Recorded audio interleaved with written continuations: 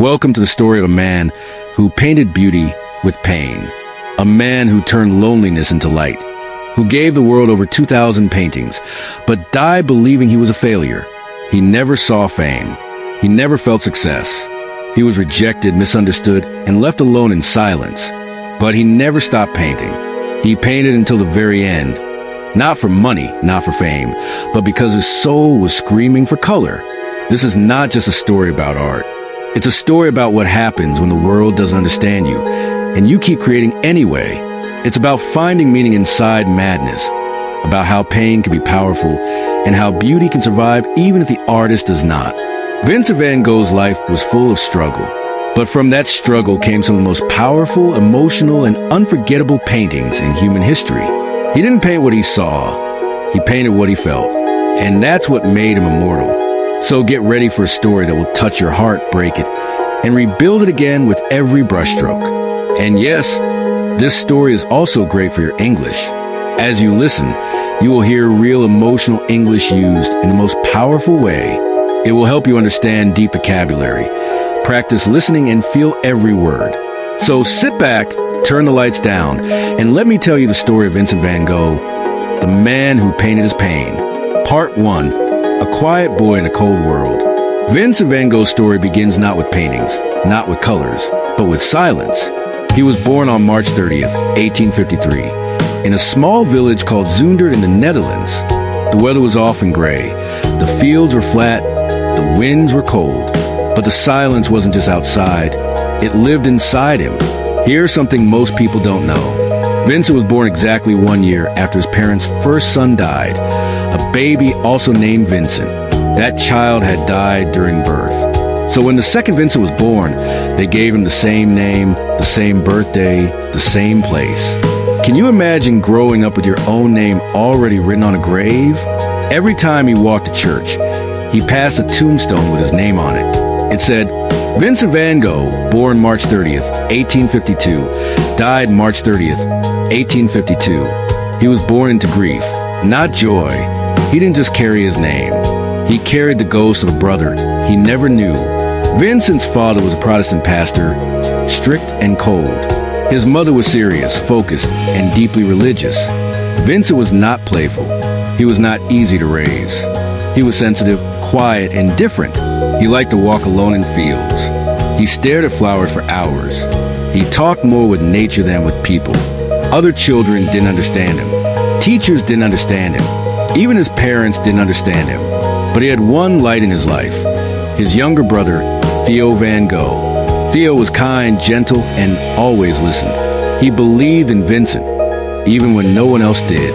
This bond between two brothers will become one of the most important relationships in art history. Without Theo, there would be no Vincent. And that's not a metaphor, that's a fact. But as a child, Vincent didn't dream of being a painter. He didn't believe he was good at anything. At 11, his parents sent him to a boarding school. He hated it. He was bullied. He wrote letters home begging to come back. But his father said, "You must become a man." Vincent obeyed. He always tried to be what others expected. He wanted to please his father. He wanted to be useful. He wanted to matter. But no matter how hard he tried, he always felt like a failure. At 16, Vincent began working for an art dealership called Goupil & C. His uncle helped him get the job. He was sent to The Hague, later to London, and then to Paris. For the first time, Vincent touched art every day, not by painting it, but by selling it. For a short time, he was happy. He walked through the streets of London with a book in his coat pocket. He fell in love with a woman named Ursula, the daughter of his landlady. He dreamed of marrying her. He confessed his feelings. She laughed and told him she was already engaged. Vincent's heart shattered. He didn't understand. He thought love would come if you were honest. But the world wasn't fair.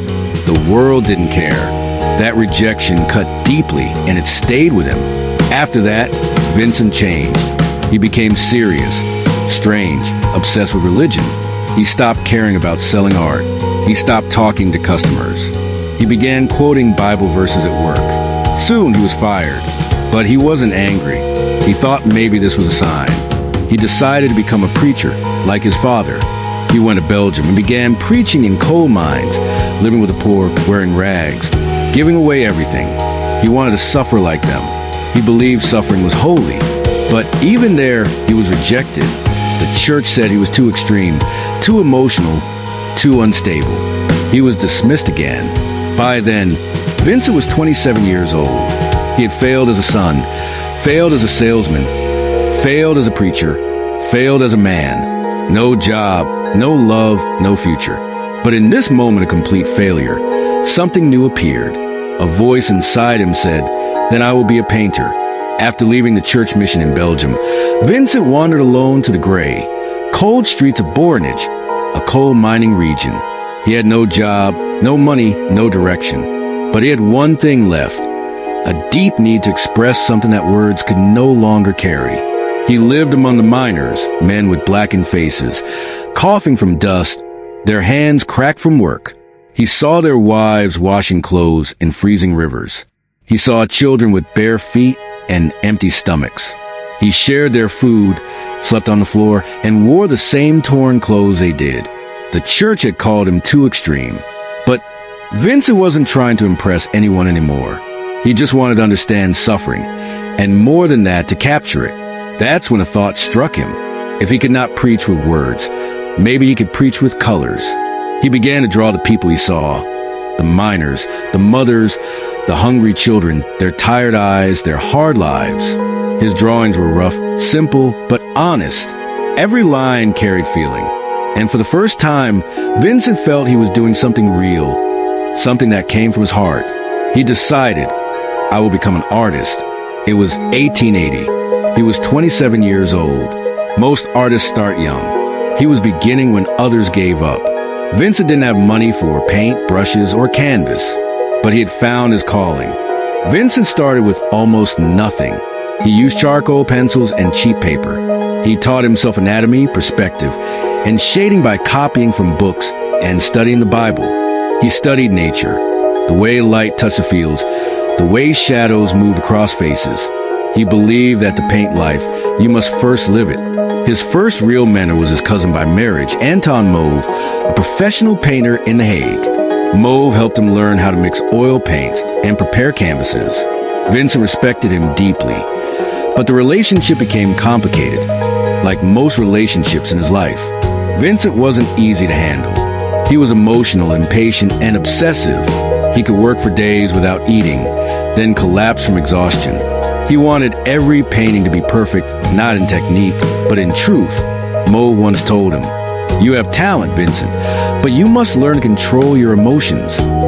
Vincent replied, "If I control my emotions, there will be no art." That was his truth. During his time in Hague, Vincent met a woman named Clisina Maria Hornick, known as Scene.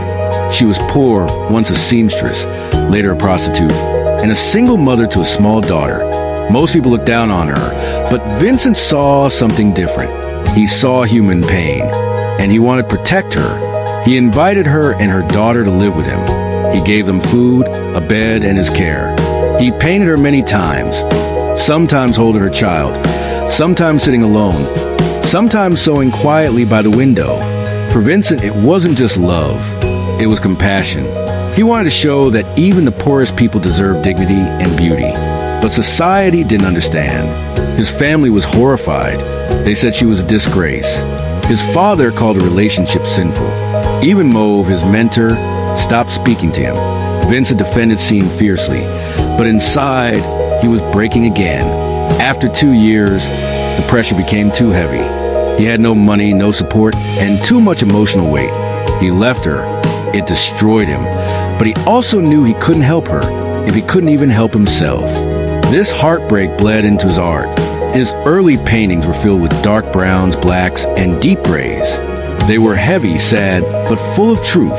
After leaving The Hague, Vincent returned to live with his parents in the Dutch village of Nuenen. He set up a small studio in their house and began painting the peasants and workers who lived nearby. His father still didn't believe in him. He thought painting was a childish dream. But Vincent worked harder than ever. He would wake up before dawn, walk for hours across the countryside, and study the faces of farmers and women working in the fields. He didn't want to paint rich people or pretty scenes. He wanted to paint reality. The sweat, the dust, the rough hands that fed the nation. After 5 years of self-teaching and endless practice, Vincent created what he considered his first real masterpiece, The Potato Eaters. It shows a poor family sitting around a dimly lit table, eating potatoes with their hands. Their faces are rough, their skin dark, their expressions tired, but there is warmth in their togetherness. Vincent said, "I want to show that these people have earned their food honestly. They have tilled the earth themselves." The painting was earthy, real, emotional, exactly what he wanted. But the art critics hated it. They called it ugly, unrefined, and poorly painted. Vincent was crushed, but not broken. He wrote to his brother Theo, "I would rather paint one honest face full of wrinkles than 100 smooth ones full of lies." That sentence shows the essence of Van Gogh, a man who cared more about truth than perfection. Throughout these years, Vincent wrote hundreds of letters to Theo. These letters are among the most beautiful ever written, full of emotions, dreams, doubts, and gratitude. Theo wasn't just his brother. He was his best friend, emotional support, and financial lifeline, working as an art dealer in Paris. Theo sent him small amounts of money every month so he could continue painting. In return, Vincent sent him paintings, sketches, and letters describing every feeling he had. He wrote about the way sunlight changed the colors of fields, about his loneliness, his anger, his love for art, and his fear of failure. It is because of these letters that today we know exactly how Van Gogh thought and felt. But life in Nuenen wasn't peaceful. The villagers didn't like him. They thought he was strange. He often painted women in fields or inside cottages, and people spread rumors about him. His relationship with his father grew worse every day. Then tragedy struck. His father died suddenly of a heart attack. Vincent blamed himself. He thought his stubbornness and behavior had caused his father's stress. He felt enormous guilt, but he expressed it not with tears, but with color. He painted even more obsessively, day after day, standing in the cold, mixing paints with trembling hands, trying to turn sadness into something beautiful. But inside, he was still lost. He needed change. He needed new air, new light, new inspiration. By 1886, Vincent decided to leave home and move to Paris, where Theo lived. He wanted to see the modern art world, to meet other painters, to learn new styles. He believed that Paris would change his life. He packed his paints, brushes, and canvases, said goodbye to the small Dutch village that never understood him, and boarded a train toward the city that would shape the rest of his life. He didn't know it yet, but Paris would introduce him to color, friendship, rivalry, and the beginning of madness. When Vincent arrived in Paris, Theo welcomed him with open arms, but was shocked by his appearance. Vincent looked like a ghost, thin, pale, sickly. He had barely eaten. His clothes were worn out, but in his hands, he carried what mattered most, his paintings. When Theo saw them, dark, heavy, brown-toned, he was silent, because Paris was different now. The world of art had changed. A revolution was happening. Impressionism. At first, Vincent hated what he saw.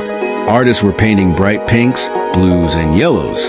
They weren't focused on deep emotion or suffering. They were painting the beauty of the moment. He thought it was shallow, too easy, too happy.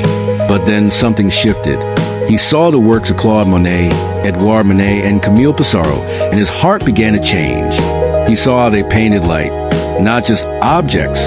He saw how colors could sing, how shadows could glow, and how a painting could feel alive without being dark. He studied them quietly. He didn't copy, he absorbed. Slowly, his own work began to change completely. Instead of browns and blacks, he began using oranges, blues, greens, purples, and golds. He stopped painting peasants and started painting city streets, bridges, flowers, cafes, and self-portraits. In just 2 years, his style transformed so much that even Theo couldn't believe it. He began painting with faster strokes, using thick layers of paint, impasto, to create texture, movement, and emotion in every brushstroke. He painted what he felt, not what he saw. His self-portraits became mirrors of his emotions. In one, his eyes looked fierce and alive. In another, they looked tired and broken. Each painting was a confession. In some of his self-portraits, Vincent looks calm. In others, his face burns with fire. In many, he looks as though he hasn't slept in days, because often he hadn't. He worked constantly, sometimes finishing 3 or 4 canvases in a single day. He barely ate, barely rested. He fueled himself with coffee and cigarettes, pushing his body to its limits. I put my heart and soul into my work, and I lose my mind in the process, Vincent once said. And that was exactly what was happening. Paris wasn't just about color, it was about connection.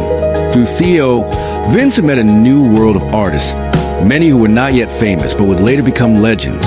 He met Paul Gauguin, intense, proud, mysterious. Henri Toulouse-Lautrec, short, wild, and brilliant. Émile Bernard, young and experimental.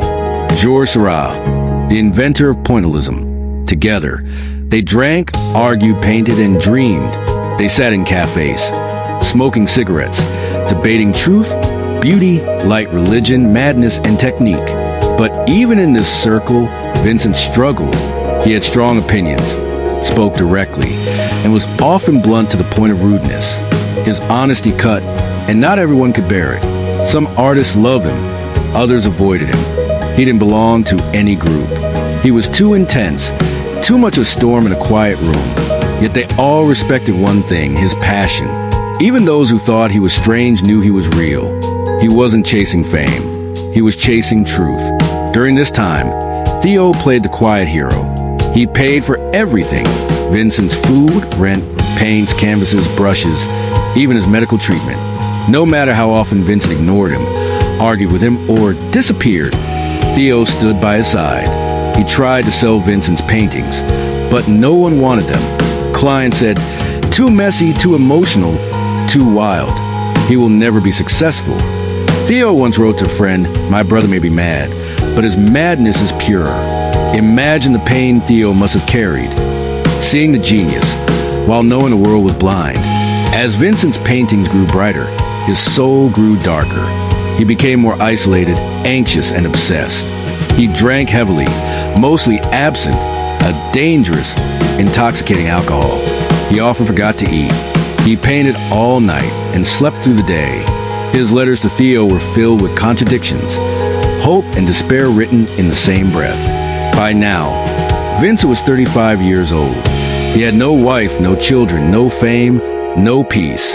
Only art, loneliness, and Theo. His mind began to crack. He suffered hallucinations, heard voices, and sank into heavy depressions. But as his mind unraveled, his paintings exploded with energy.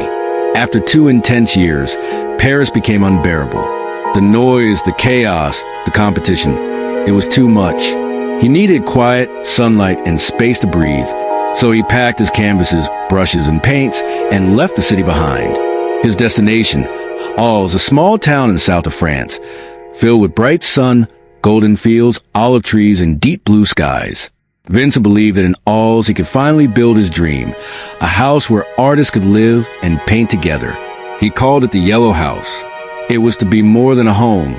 It was to be a sanctuary, an art family, a brotherhood of color. When he arrived in Arles, the quiet streets, warm sun, and endless fields felt like another world. For the first time in years, Vincent felt peace. He rented a small, pale yellow house on Place Lamartine. He painted the walls himself, filled the rooms with his canvases, and placed his easel by the window to catch the light. The Yellow House wasn't just a place to live. It was the embodiment of his dream. He painted like a man possessed, overwhelmed by the southern light and colors. He experimented with fiery oranges, bright yellows, emerald greens, and soft purples. He captured wheat fields bending in the wind, stone bridges glowing in sunlight, and night skies swirling with stars. He painted a small bedroom in cool blues, humble chairs and boots, even coffee cups on the table. Every ordinary object transformed into emotion. And then came his most famous works, the sunflowers. A simple flower, but under Vincent's brush it became sacred. Petals glowed like flames, stems bent with life. Colors shouted in silence. He painted 7 versions, each unique, some vibrant, some fading, some opening, some closing. To Vincent, even dying flowers were beautiful. The sunflower is mine in a way, he wrote. He was right. Nobody had ever painted like that before, and nobody ever would again. While Vincent worked obsessively in Arles, Theo continued to support him from Paris. Money was tight, and critics still dismissed him. But Theo, always loyal, wanted to help his brother build the artist community he dreamed of. So he reached out to another painter, Paul Gauguin. Gauguin was bold, confident, and ambitious. He had painted in the Caribbean, lived adventurously, and longed to escape the cold art world of Paris. Theo offered him a deal: live with Vincent in Alls, paint with him, and Theo would cover the expenses. Gauguin agreed. In October 1888, Gauguin arrived in Alls. Vincent was ecstatic. He had spent months preparing the Yellow House, decorating Gauguin's room with sunflowers, arranging everything to make him welcome. To Vincent, Gauguin wasn't just a guest. He was the beginning of the art family he had always dreamed of. For a short time, it was magical. They painted side by side, walked through fields together, debated art, drank wine, and even painted portraits of each other. But beneath the surface, tension simmered. Vincent was sensitive and emotional. Gauguin was tough and proud. Vincent wanted collaboration. Gauguin wanted control. For Vincent, painting was about love. For Gauguin, it was about power. Their arguments grew sharper. Vincent became paranoid, terrified that Gauguin would abandon him like everyone else had. Yet he loved him like a brother, admired him, and longed for his understanding. That dangerous mix of love and fear pushed Vincent's fragile mind to its breaking point. On a December night in 1888, the storm finally broke. What happened is still uncertain. Some say they argued about art. Others say it was about money or even love and jealousy. But what is known is that Gauguin walked out of the Yellow House into the night, and Vincent, heartbroken and alone, collapsed. Then, in a moment of pure desperation, he did something that would change his story forever. Emotional and mental breakdown. Vincent took a razor and cut off his own left ear. Not a scratch, not a cut. He sliced off the whole ear. He then wrapped it in cloth, walked down the street to a nearby brothel, and handed it to a woman named Rachel, saying, "Keep this carefully." Then he collapsed from blood loss and shock. He was found the next morning, barely alive, and taken to the hospital. News spread across Arles. The mad painter has mutilated himself. Gauguin left immediately. He never returned. The Yellow House, Vincent's dream of community, was shattered. Vincent stayed in the hospital for weeks. He was diagnosed with acute mania, with generalized delirium. In today's words, that might mean bipolar disorder, schizophrenia, or severe depression with psychosis. But in 1888, no one truly understood. The town of Arles now feared him. They signed a petition saying he should be locked up. He was no longer the artist. He was a madman. But even in the hospital, he painted. He painted the doctors, the walls, the patients, the gardens. He painted with his bandaged head, trembling hands, and a broken spirit, because he didn't know how to survive without art. During this period, he wrote some of his most emotional letters to Theo. He apologized. He cried on paper. He begged for forgiveness. He tried to explain the storm in his mind, but even he didn't understand it. He wrote, "I am not mad, or at least not always, but sometimes the darkness is louder than the light." Theo never gave up. He never blamed him. He simply said, "Paint when you can, rest when you can't. I will be here." That love, pure, unconditional, kept Vincent alive. In January 1889, Vincent was allowed to return home, but it wasn't the same. The Yellow House now felt empty, haunted. His neighbors avoided him. Children ran away when he walked by. He tried to paint again, but the silence inside the house was too loud. The dream was dead. The family he imagined had vanished. He knew he couldn't stay. So in May 1889, Vincent made a decision that shocked even Theo.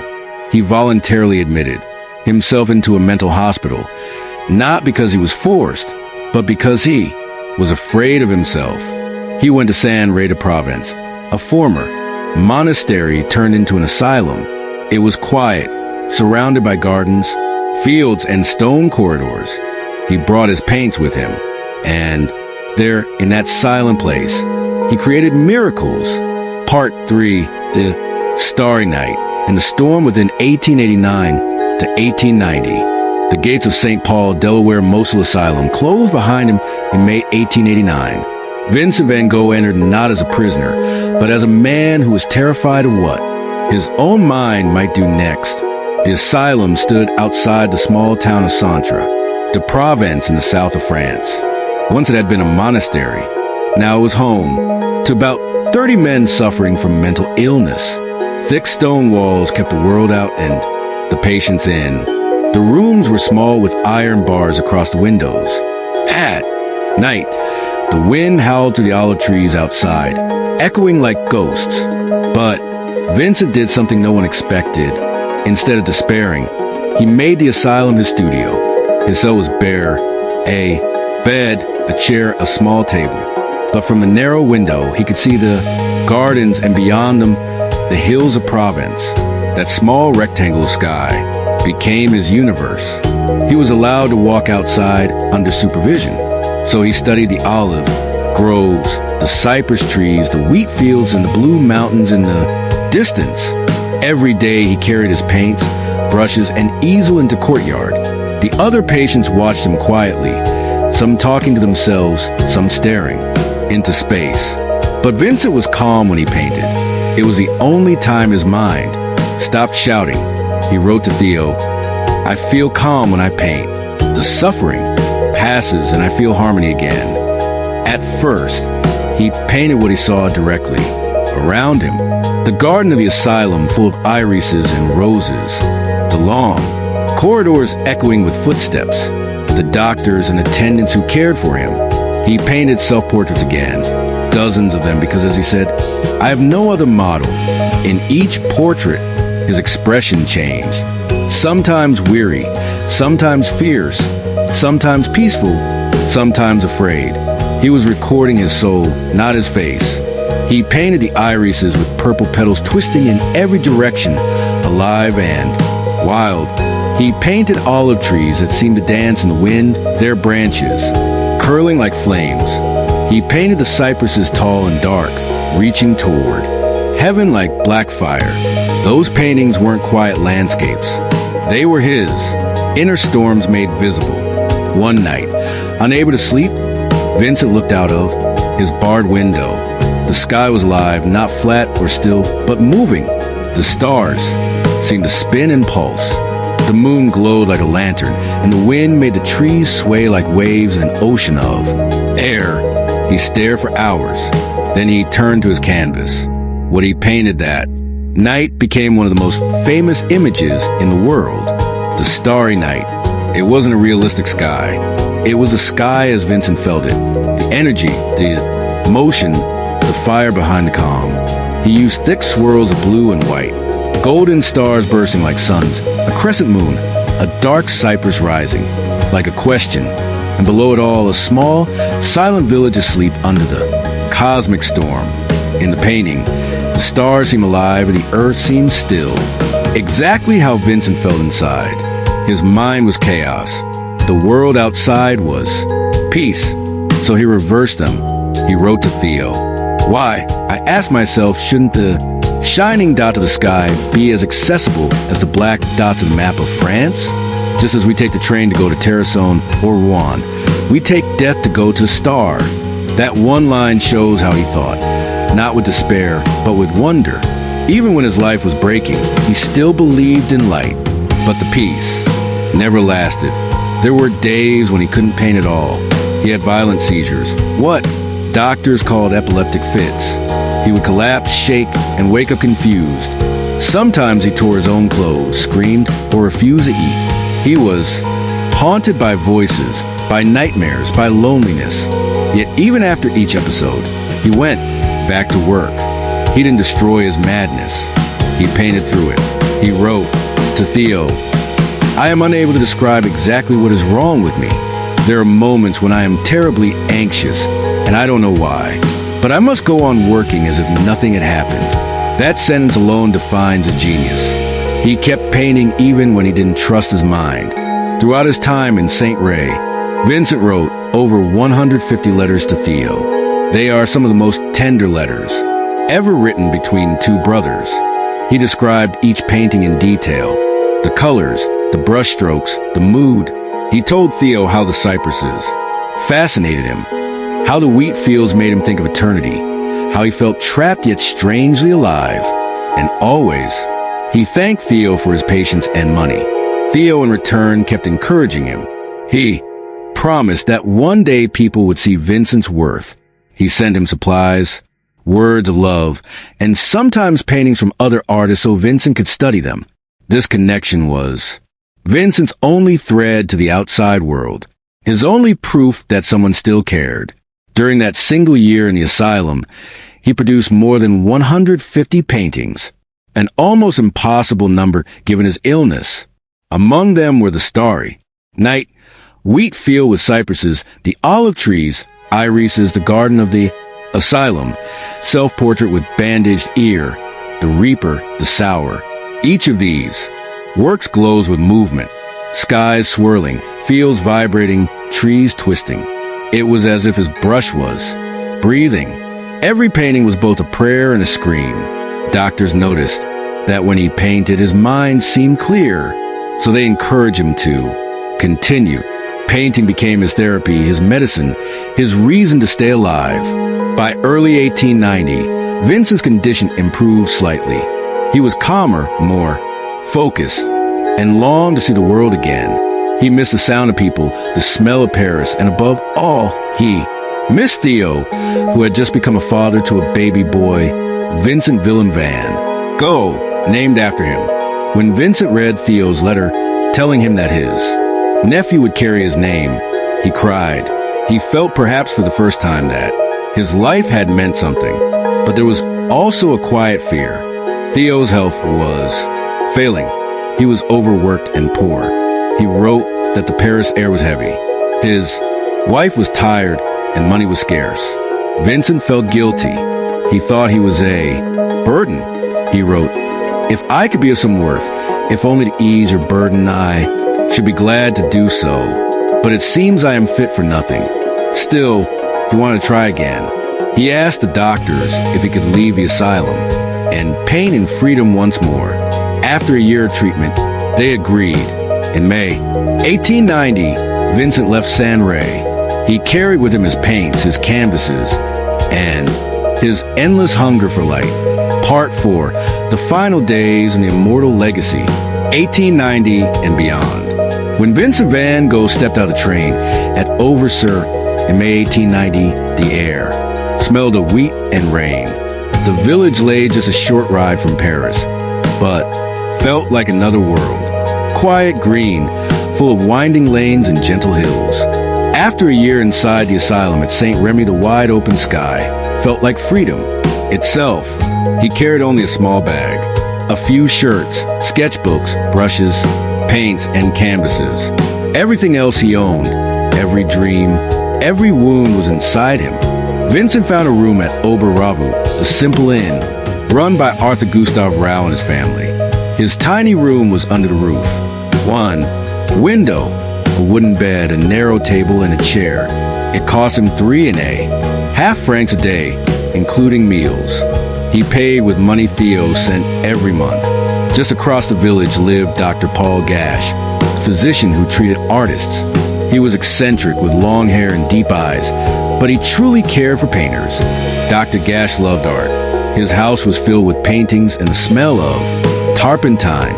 Theo had written ahead begging him to watch over his brother. When Vincent met Gasher, he liked him immediately. "He is as ill and as nervous as I am," he joked in a letter, "but at least he is a friend." Gash encouraged him to paint the gardens, the roofs, the wheat fields, anything that calmed his mind. Those last weeks were a storm of creation. In barely 70 days, Vincent produced more than 70 paintings, almost one every day. He painted with fury and peace at the same time, as if racing against something invisible. He painted the church at over rising like a blue shadow against the sky. Wheat field with crows where the yellow earth meets a dark stormy horizon. Portrait of Dr. Gusher with hands folded and eyes full of melancholy. Thatched cottages, the town hall, the White House at night, and countless fields of wheat bending in the wind. Locals often stopped to watch him work. They saw a man with fiery red hair, straw hat, and a worn blue coat standing for hours under the sun. Sometimes he muttered to himself. Sometimes he sang. He never seemed tired. He told Dr. Gash, "I feel calm here. The countryside is very beautiful. I could work here forever," but forever was close. Vincent still wrote letters almost every day to Theo, who was now married and had a baby son, Vincent Philip. He was proud that the child carried his name, but beneath the joy, he felt guilt. He knew Theo's finances were collapsing. Art sales were poor, his health was failing, and he had a wife and child to care for. Vincent wrote, "I risked my life for my work, and my reason is half founded in it." And later, "What can I do, my dear brother, except go on? I cannot be other than I am." Theo begged him to rest, but Vincent couldn't. He painted like a man who knew time was short. He told people, "I am trying to do as much as I can before the light fades." Though his letters sounded calmer, his inner world was restless. He was plagued by sudden waves of sadness and fear that no one could explain. Sometimes he spoke normally. Other times he fell into long silences. He walked through the wheat fields alone for hours, staring at the horizon. To the villagers, he seemed strange but harmless, a quiet man who always painted. Children followed him curiously. Adults nodded politely, but whispered about the crazy Dutchman. He began to worry that Theo might lose his job and be unable to support him. He believed he was a burden, the same thought that had chased him since youth. The more he painted, the more he felt he was painting against his own despair. That Sunday morning was bright and warm. Vincent left the inn after lunch, carrying his paints and a revolver, probably borrowed from the innkeeper for scaring birds. He walked to the vast wheat fields outside the village. The sun glowed over the golden heads of grain, and crows wheeled in the air. He set up his easel. Nobody knows exactly what happened next. At some point that evening, a gunshot echoed across the fields. Later, as the sun went down, the painter was seen staggering back toward the village, holding his stomach. He had been shot in the chest. He climbed the narrow stairs to his small room and collapsed on his bed. When the innkeeper rushed to him, Vincent whispered, "I wanted to kill myself." They called for Dr. Gash. The bullet had missed his heart, but lodged deep in his body. Surgery was impossible. He was in terrible pain, but calm. Gash asked if he was suffering. Vincent said softly, "The sadness will last forever." A telegram was sent to Paris. Theo dropped everything and took the first train to Oz. When he reached in the next morning, he found his brother lying in bed, pale and breathing heavily, his hands stained with paint. They spoke quietly for hours. Vincent told Theo not to blame anyone, that he had done it himself. He asked about his nephew, about Joe, Theo's wife, about the baby. Theo held his hand, weeping. Late that night, around 1 a.m. on July 29, 1890, Vincent took one last deep breath and died in his brother's arms. He was 37 years old. Theo wrote later, he wanted to die in peace, and I, who loved him, had to let him go. 2 days later, on July 30th, the people of O carried Vincent's coffin to the small village cemetery. It was covered with sunflowers, wildflowers, and yellow dollars. His canvases were placed against the walls around him. Artists, villagers, and friends stood silently. Dr. Gash delivered a short speech. He was a great artist, more an artist than all of us together.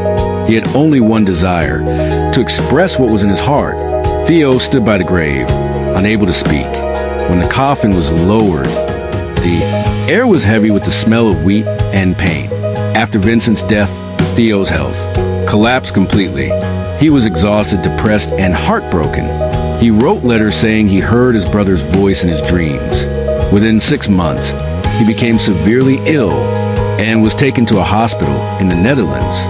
On January 25, 1891, barely half a year after Vincent's death, Theo van Gogh also died at the age of 33.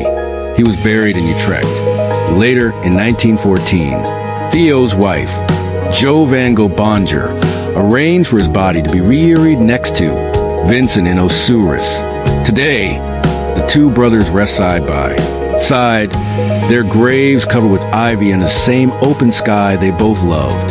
After losing both men she loved, Jo inherited hundreds of Vincent's paintings and letters. She could have sold them cheaply or hidden them away. Instead, she made it her life's mission to show the world who Vincent truly was. She organized exhibitions, translated, and published the letters of Vincent van Gogh, and tirelessly promoted his art. Through her, people began to see not the madman, but the visionary. By the early 1900s, critics finally understood his genius. Collectors paid attention. His paintings appeared in museums. One by one, the canvases that had been laughed at or ignored became treasures. 30 years after his death, his name spread across Europe. By mid-century, he was taught in every art school. Today, his works are valued in hundreds of millions of dollars, hanging in the world's greatest museums. The Van Gogh Museum in Amsterdam, the Musée d'Orsay in Paris, the Metropolitan Museum in New York. But more important than the money or fame is what his art represents. Honesty, emotion, courage, and beauty born from suffering. He painted the way he felt, not the way he was told. He proved that even when life is filled with pain, the soul can still create light. Vincent van Gogh's life was not a failure. It was a lesson, a reminder that value doesn't always arrive during life. He died believing no one cared. Yet his work now comforts millions. Every brushstroke was a heartbeat. Every color a cry for understanding. He gave us a way to see the world not as it is, but as it feels. He taught that beauty can exist inside sadness. That a single person, no matter how broken, can change the way humanity sees everything. Imagine the scene of his final painting. A wheat field, the sky split by black, crows, paths that lead nowhere. Some see it as a vision of death. Others see it as freedom. Perhaps it was both. The crows were flying home. The wheat was ready for harvest. He had finished his journey. And as the wind moved across the field, the stalks of wheat bent and shimmered. The same golden light that once fell on a boy in the Netherlands. The same light that filled the walls of a yellow house. The same light that still glows from every painting he left behind. More than a century later, people still stand before his paintings and cry. They see themselves, their loneliness, their hopes, their storms. They realize that genius is not perfection. It is truth, expressed with heart. Vincent van Gogh lived poor, sick, and unseen. But he taught the world that to feel deeply is not a weakness. It is art, and that is why his name will never fade. He did not just paint Starry Night. He painted what it feels like to be alive. Vincent van Gogh never gave up. Even when the world gave up on him, he failed in school. He failed in love. He failed in business, in religion, in friendship. But he never stopped searching for what was real. And when he found painting, he held on, not for money, not for fame, but because it was the only way he could stay alive. He didn't paint for galleries. He painted to breathe. He painted when his hands shook. He painted when his mind collapsed. He painted when nobody believed in him except one person, Theo. And that's one lesson we must never forget. Sometimes one person believing in you is enough. Enough to survive. Enough to keep creating. Enough to leave a mark on the world. Vincent taught us that you can be poor and still give something priceless. That you can feel broken and still create something whole.